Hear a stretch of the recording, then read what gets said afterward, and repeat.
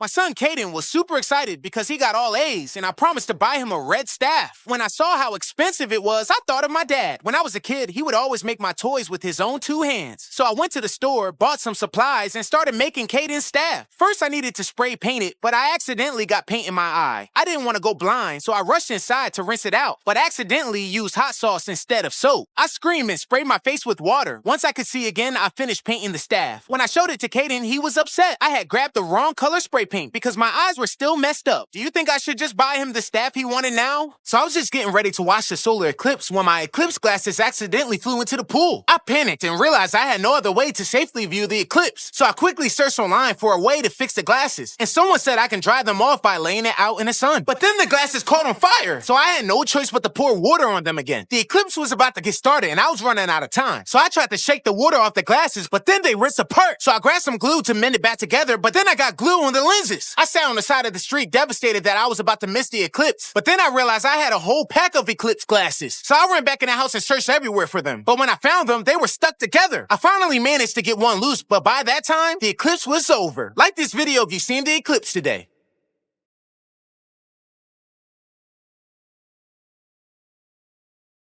I quit YouTube, so follow me on Twitch. I'm freaking out this morning because we ran out of bagels. If my baby daughter doesn't have them when she wakes up, she'll be miserable for the whole day. When I realized we had none in the house, I had no choice but to drive to the store. On my way, I spotted a peacock and had to chase it away from my car. Finally, I hopped into my Rivian and headed to the store. Once I got there, I was struck by how huge it was. I searched every aisle looking for the bagels, but I couldn't find them. Then I realized the store had signs. I followed the signs and finally found the bagels. I was so excited, I skipped to the checkout, but then my phone died and I couldn't use Apple Pay. With no other options, I went to the bank to get cash. But as I was walking back to my car, someone hit me on the head. When I came to, my cash was gone. My head was hurting, so I had no choice but to drive back home. When I got home, Kaylani pulled me to her play kitchen. She opened her play refrigerator, and I couldn't believe it. There were her bagels.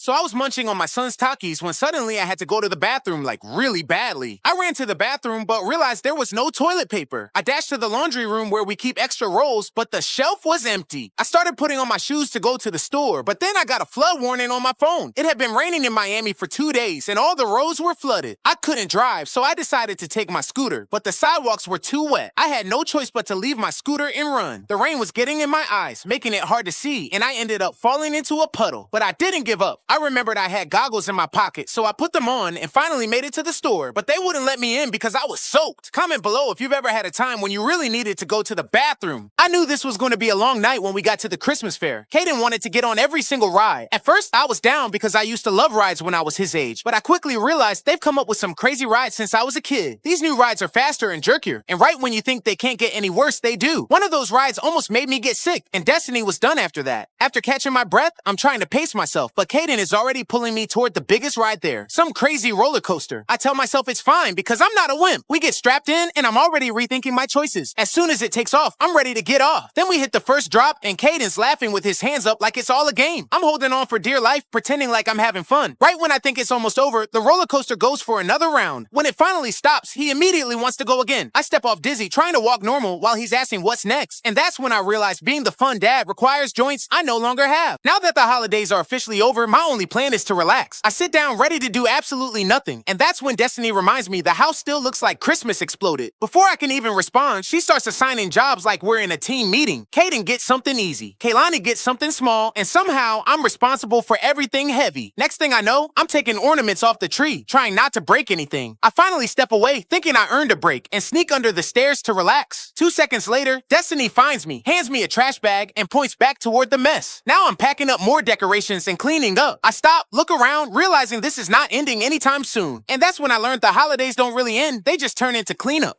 When I was a kid, I thought I finally had a good day. No mistakes, no noise, no trouble.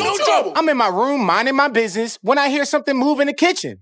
I stop, listen, then I hear Dre's door close. I stay right where I am because this time, it wasn't me.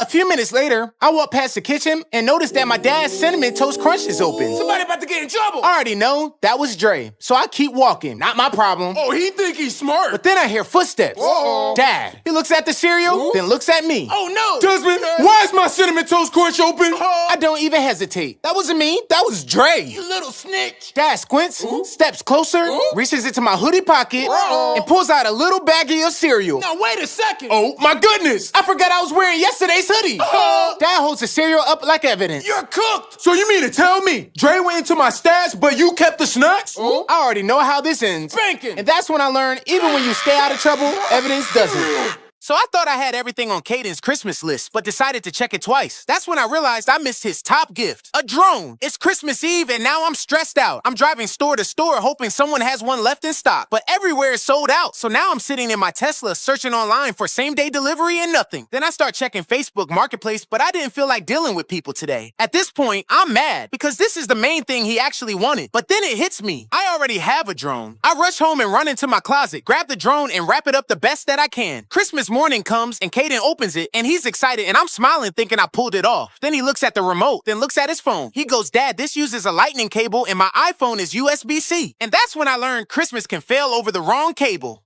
The other day, I parked my Tesla in a huge parking lot and told myself I would remember exactly where it was. I walk into the store feeling confident, and I end up taking way longer than planned. When I come back out, I walk straight to the spot I'm sure I parked and my car is not there. So I start walking faster, thinking I'm one row off, but every row looks the same. I pull my phone out to check the Tesla app, and it says the location is unavailable. Now my heart starts racing. I refresh the app again, and it still won't load. I try using Summon, and it just spins like it's thinking about it. At this point, I'm pacing through the lot holding my phone up like it's going to help. I finally get the app to load and the map jumps, but it's pointing somewhere that makes no sense. I follow it anyway and end up on the opposite side of the lot surrounded by cars that are definitely not mine. Now I'm sweating, trying to stay calm while walking in circles, pretending I'm on a phone call. I refresh the app one more time and the location updates again. I look up and my car is sitting exactly where I left it the whole time. And that's when I learned technology is amazing until it decides to humble you in public. So Destiny says, "Let's take the kids to the zoo." Sounds simple, right? Wrong. Soon as we get there, Kaylani's in our wagon pointing like a tiny tour guide. "Flamingo! Elephant! Daddy snack!" She's only one and already running the show. We finally make it to the monkey section and Caden's like, "Can we feed them?" "Yeah, just don't get too close." I turn around for 1 second and this boy's hanging over the railing. Caden, get down. The monkeys start clapping like they're encouraging him. And then it happens. A giraffe sneezes right on me. I'm talking full facial moisturization. Destiny's laughing at me. The kids are laughing at me. Man, even the monkeys are laughing at me. And that's when I knew we didn't take the kids to the zoo. The zoo took me. So I finally get a moment to myself and decide to relax in the hot tub. I sit down ready to enjoy it and go to turn the bubbles on from my phone like I always do. Nothing happens. I try again thinking the app just didn't register. Still nothing. Now I'm annoyed. I get out of the hot tub and walk over to the blower and smack the top of it like that's gonna wake it up. Nothing. So I lean down and try blowing air into it, hoping that somehow jumpstarts it. Still nothing. So now I'm running into the garage, checking the breakers, flipping switches on and off like I know what I'm doing. No luck. At this point, I ask ChatGPT what could be wrong, and it tells me I probably blew a fuse. So now I've got no choice but to drive to Home Depot for a part I'm not even sure I need. I get back, and right before I start installing it, I notice the manual switch on the blower is set to off. I flip it on and the bubbles start instantly. And that's when I learned sometimes the thing stopping you from relaxing is literally one switch. When I was a kid, one morning my dad said, "Get dressed, we're going to the beach." So I ran upstairs, threw on my swim trunks, grabbed the towel, sunscreen. I even packed my floaty. I came downstairs hyped like, "Let's go!" But then my dad looked at me and said, "Boy, why you dressed like that?" You told me to get dressed. You said we're going to the beach." "Yeah, that's what I said." "All right then, let's go." So we get there and I hop out the car because, I'm so excited to swim. But my dad starts walking away from the beach. "Dad, the beach is this way." "I know, but we ain't going over there. We're going to see the boats." "The boats?" So now I'm fully dressed to swim, watching boats that aren't even moving. Now ain't this relaxing? Yeah, real relaxing, Dad. That's when I learned. When your dad says you're going to the beach, you better ask what for before you bring your towel. Oh, look at that one. So I was about to drink some Prime when my wife told me she didn't want me drinking it anymore because she thinks I'm addicted. She made me grab a trash bag and throw away my entire Prime collection. As I was about to dump the bag filled with Prime into the trash bin, I realized I couldn't live without it. So I had to figure out a way to hide the Prime without her knowing. First, I tried putting all the Prime in the top cabinet, but if she opened it, she would see them. Then I thought about hiding them in my trunk, but I didn't want them to spoil from the heat. I had to come up with a way to hide the Prime in plain sight. So I decided to buy a mini pool and pour all of my Prime into it so I could act like I was just swimming, but really I'd be drinking Prime. Destiny came outside and asked me what I was doing, and I told her I was just swimming. But then she asked me why I didn't just use our regular pool. Comment below on what you think I should tell her. So the other day, Caden's running around the living room making random sound effects. He's flipping over the couch, chasing a dog. I had enough. Caden, you're too old for that. Act your age, man. He stops, looks at me and goes, okay. Then walks over to the couch, grabs the remote, and starts scrolling on my Netflix profile. Hey, what do you think you're doing? Acting my age. 10-year-olds do whatever they want. I was about to say something, but then he hit me with, wait a minute. Some kids my age be acting grown, right? I said, don't even think about it. He found one of my belts and then held it up. Somebody's about to get a pow-pow. Then Destiny walks in like, boy, if you don't get off my couch. Daddy told me to act my age, and this is what 10-year-olds do. And then he hopped off the couch and started messing with his little sister. But she don't play. She smacked him right in the face. Ah, mommy, she hit me. Now I know. If you tell a 10-year-old to act your age, you might get a mini adult. Or you might just get him beat up by a toddler. When I was a kid, my dad had one weakness. He could not stand liars. From now on, anyone I think is lying to my face speaks to this. Dad asks you a question, and if you lie, the lights flash, and he spanks you. So me, Dre, and Al start testing it. Did you take the last cookie? No. Did you wear my sneakers last night? That thing was snitching on us more than our neighbor, Mr. Boulder. So we come up with a plan. We gotta break it. No, we gotta hide it. Why don't we do both? So we wrap it in towels, smack it with slippers, take the batteries out, and throw it outside. Later that evening, Dad walks in holding it like a trophy. Look what the dog found. Y'all hear that? Now it can speak for itself. Oh, no! Did any of y'all throw this outside? We all say nope.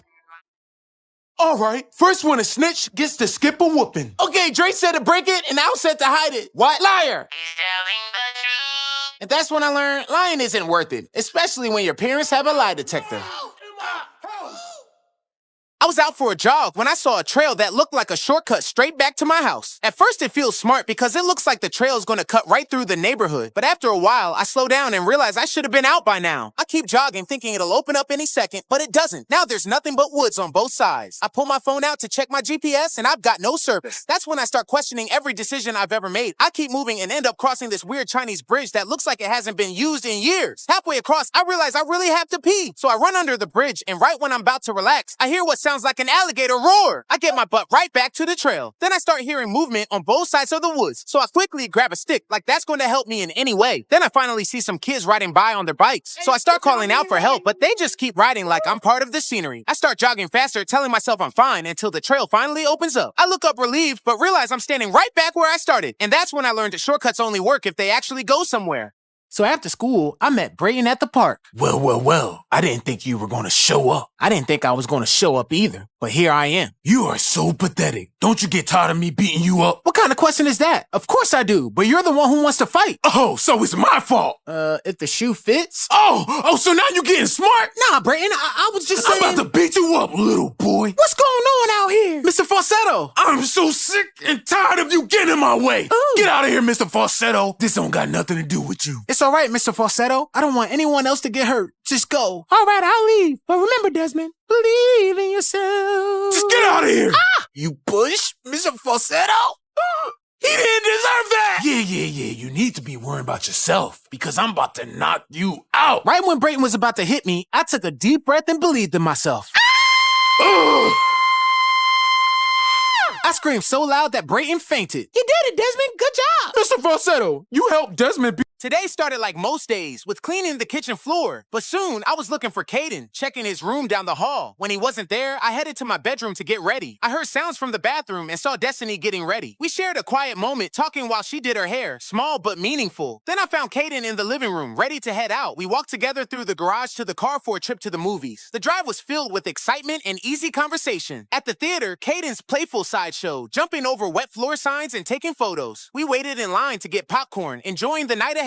Inside the dark theater with 3D glasses on, the movie transported us. Caden couldn't hold still, running around since we had the whole place to ourselves. After the credits rolled, we walked through the theater, still soaking in the fun. On the drive back, I realized these simple outings make lasting memories. It's the time together, not the plans, that makes every day special.